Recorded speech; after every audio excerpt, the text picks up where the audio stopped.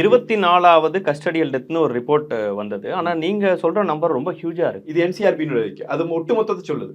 என்கவுண்டர்ஸும் சரி, இவங்க custodial death இதானதும் சரி, இவங்க அடிச்சு வெளியே அனுப்பி 1 வாரம் 10 நாளைக்குள்ள மரணிச்சவர்களும் சரி, இவர்களால் கொலை செய்யப்பட்டவர்கள் என்பதுதான் அதனுடைய கணக்கு. எல்லா மாநில கணக்கும் அது கொடுக்குது. அது தமிழ்நாட்டில் 180 படுகொலைகள் நடந்திருக்கிறது அப்படிங்கிறத மிக தெளிவாகவே அதனுடைய பதிவுகள் நமக்கு தெளிவுபடுத்துது.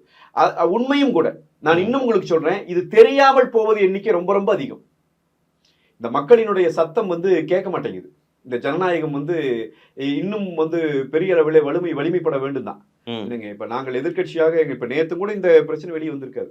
நேத்து அந்த அஜித்குமார் அந்த பையன் கொலை செய்யப்படுறாரு. கொலை செய்யப்பட்டு அவருடைய உடல் வைத்திருக்கும் போதே அவருடைய சகோதரரை வண்டியில் ஏற்றி கொண்டு போறதுக்கு முயற்சி பண்ணது திமுக கொடி கட்டின வண்டியில திமுகவை சேர்ந்த பிரமுகர்கள் அவரை கொண்டு போவதற்கு காவல்துறையை அனுப்பி வைக்குது.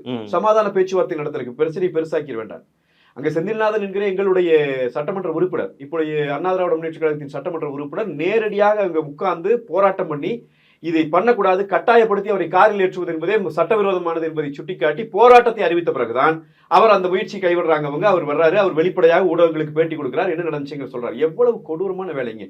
நல்ல தாய் தகப்பனுக்கு பிறந்ததுனால யோசிக்க கூட முடியாதுங்க. இதே ஒருத்தன் அடிச்சு சித்திரவதை பண்ணி அந்த மாதிரி விமர்சனங்கள் வேணா நான் உண்மையை தான் சொல்றேன். அது நீ தப்பா நினைச்சிட்டு போய்ங்க. நீ சரியான ஆளுக்கு நீ ஒரு பெரிய கஞ்சா கடத்திட்டு இருக்கிற பெரிய கஞ்சா கும்பல் தலைவனை பிடிச்சா செஞ்சிருவியா நீ? ஒண்ணும் பண்ண மாட்டான். அவனுக்கு பின்னாடி ஒண்ணும் இல்ல, அவனுக்கு ஜாதி பலம் இல்ல, அவனுக்கு அரசியல் பலம் இல்ல. அந்த திமிரு தான் உனக்கு. நீங்க அரசியல் எல்லாம் விட்டுருங்க. இதுல எங்களுக்கு அரசியல் லாபம் இல்ல, எதுவுமே வேண்டியதில்லை. உனக்கு எப்படி இப்படி ஒரு திமிரு? இது யார் உனக்கு கொடுக்குறா? ஆனா தண்ணி கேட்டு துடிக்கிறவனுக்கு நீ மிளகா பொடி கலந்து தண்ணி கொடுப்பீன்னு சொன்னா நீ எல்லாம் என்ன உனக்கு பெரிய மரியாதை வேற உனக்கு கொடுத்துட்டு போகணும் உனக்கு.